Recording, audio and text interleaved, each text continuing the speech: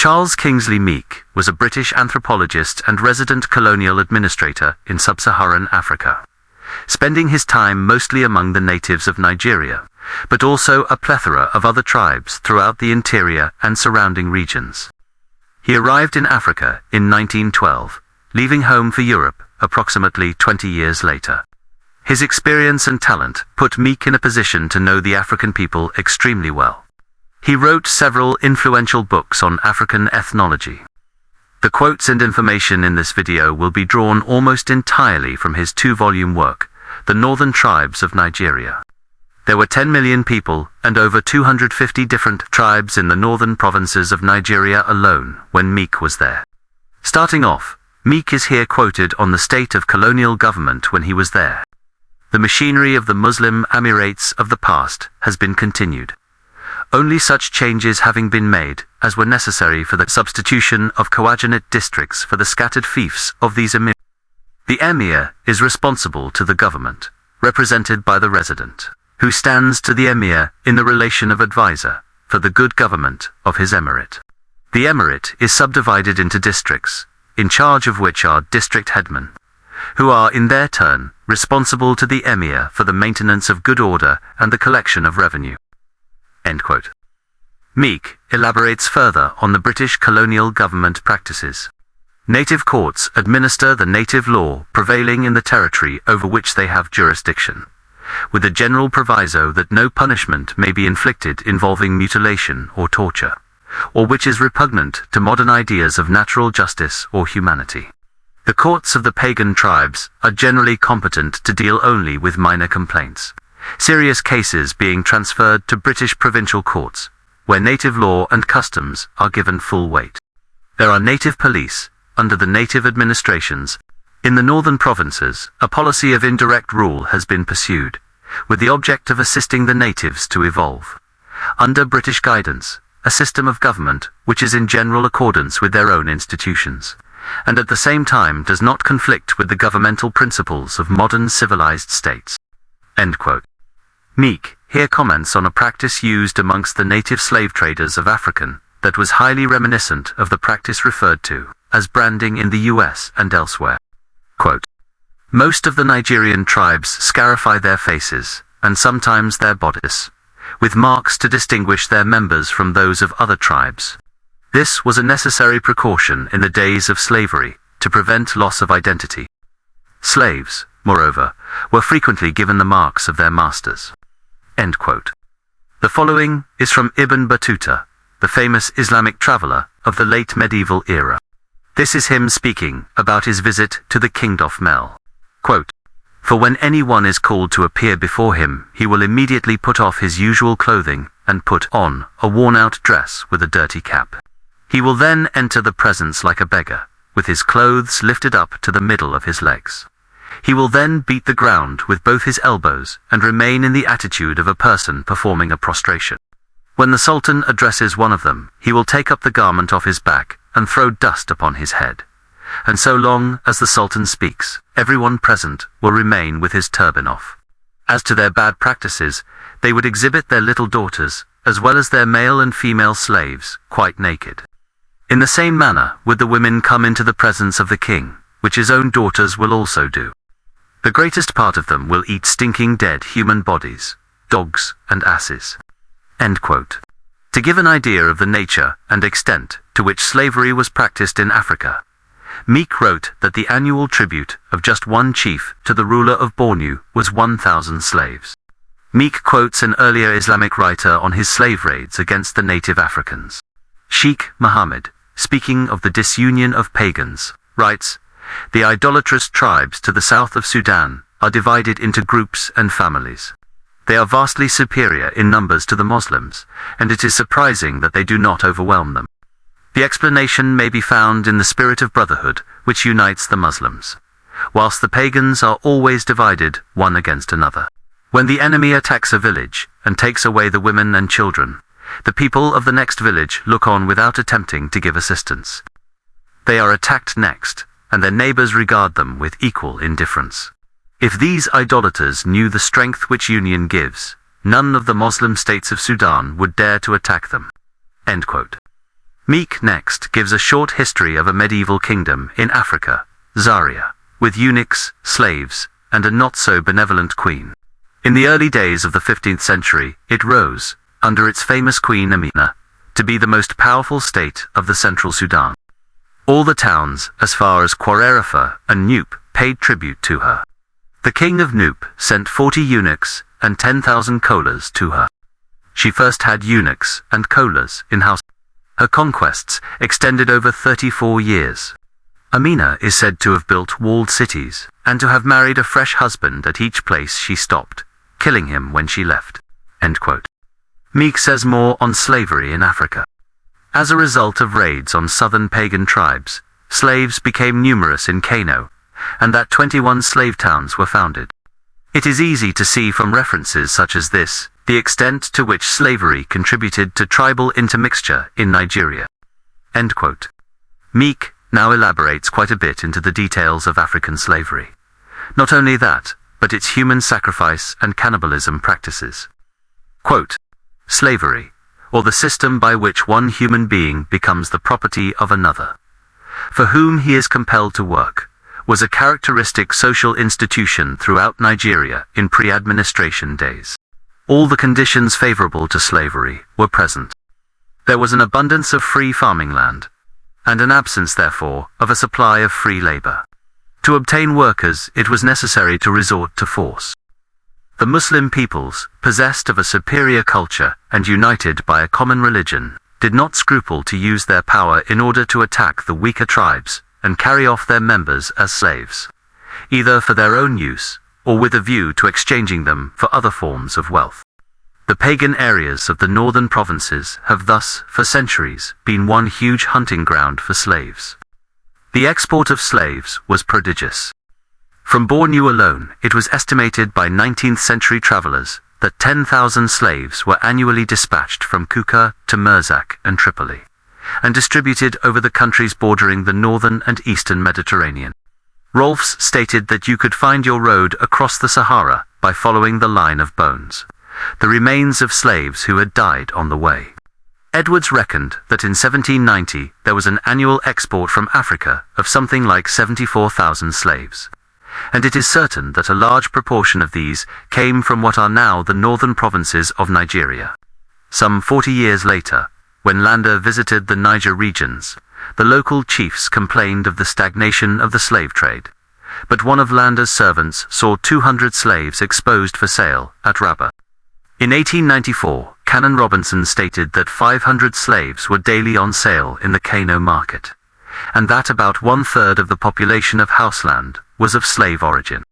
Recently, it has been estimated that 40% of the population of the Gaya district of Yola are of slave origin, and 20% of the Kanembu tribes of Bornu. Society consisted of freemen, freedmen, serfs, or domestic slaves, and slaves properly so. It would be a mistake, however, to suppose that slavery was wholly identified with Islam. Most of the pagan tribes enslaved any strangers on whom they could lay their hands, as well as enemies captured in war. It would appear probable that the recognition that a live prisoner was of more value than a dead one had a moderating influence on the head-hunting habits of many of the pagan tribes. Nor was the pagan system of slavery always extra-tribal. For while the Yurgum, for example, forbade the enslavement of members of their own tribe, the Anas freely enslaved members of each other's communities. Intertribal slavery also occurred as a mode of punishing certain offenses, such as murder and adultery. And Lander reported that one Niger chief enslaved his subjects for the most trivial causes. In times of stress, pagan parents not uncommonly sold their own children into slavery, and I have heard of Tangali children selling their father for a sack of corn. Among the tribes who practiced human sacrifice, the victims for the god were usually slaves. Favorite slaves, moreover, were commonly buried alive with their dead master, or slaughtered on the day of his decease. A few words may now be said about the condition of slaves among the Muslim communities. According to Muslim canon law, slavery arises either from captivity, the prisoner being a non-Muslim, or from birth, the mother being a slave. Between these two classes, there was a fairly well-marked distinction in the mode of treatment. The former, were slaves properly so called and could be sold. The latter, or domestic slaves, were less slaves than inferior members of the family, and could not, in theory at least, be sold. No Muslim can enslave a fellow believer, but this rule was not always observed, and a profession of Islam would not usually save from slavery those who had been animists. The mode of acquiring slaves was destructive of the pagan population, and one can see vast areas of the northern provinces, once thickly populated, now inhabited by a few survivors only. Population depends largely on production, and one of the effects of continuous slave raids was to confine pagan communities to farming areas, which could not produce sufficient corn for the needs of the people. On the other hand, the lands surrounding the Muslim capitals became densely populated with people of slave origin. This led to two important economic results. It freed the more intelligent classes for the pursuit of industrial and intellectual occupations, and it tended to foster the impression that manual labor, being the work of slaves, was derogatory for a free man. Among disabilities of slaves, we may note the following. His life and property were at his master's disposal. Even his children were not his own. If his master had provided him with a wife, his children formed part of his master's estate at death. If his wife belonged to another slave owner, then the first child of the marriage was claimed by the wife's owner, the second by the male slave's owner, and so on. Children, it may be noted, always took the status of the mother, so that the child of a free woman and a slave was free, while that of a free man and a slave woman was the property of the woman's master. We may add in conclusion that when the British government assumed the administration, one of its first acts was to make illegal the enslaving of any person.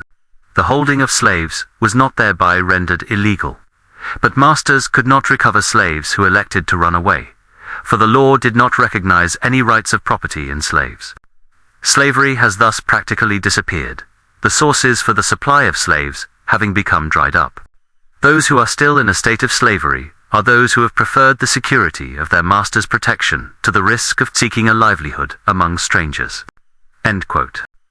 Meek next gives an historical description of the slavery and oppressive, almost mafia-like form of government prior to British colonial administration. Among the Bolwa, we find the chief in early times exacting horses, or slaves, or rolls of cloth from each of his towns, the amounts varying in proportion to the ability to pay. Tribute was also imposed by one tribe or village on its weaker neighbor. This form of blackmail was common in every district until the advent of British administration. The Kaje used thus to exact annual tribute of 2 slaves from their Kagoro neighbors. The Kagoro elders each gave a child from his family in rotation, until, it is said, a man named Gindong rose up and said that if he were made chief, he would provide the tribute. The Kambari paid tribute to Yori, each man having to bring annually 1 bundle of corn, or a few cowries if the harvest was bad. Failure to pay entailed a raid for slaves. Kano and Katadina were tributary at various times to Bornu, Mel, and Songhai. Zaria is said, in the days of Amina, to have exacted tribute from all the house estates. Zaria frequently, in its history, had to pay to Bornu, and also to Songhai. Rimfa of Kano is said to have raided Kororofa, because they alone of all people had failed to pay him tribute. And the king of Kororofa is said to have sent the men of Pendiga to attack Kano for a similar failure on the part of the Kanawa. Borgu at several periods of its history was compelled to send large annual consignments of slaves to the Sultan of Bornu, and in its early days is said to have taken tribute from Niki and Illa. On the Niger and Benue rivers dues were levied by the more powerful tribes on all passing canoes. Pagan tribes, for example, the Kaji, are even said to have imposed taxes on the Fulani who settled in their country previous to the Fulani Jihad. Zaria was from the earliest times the principal slave market of northern Nigeria.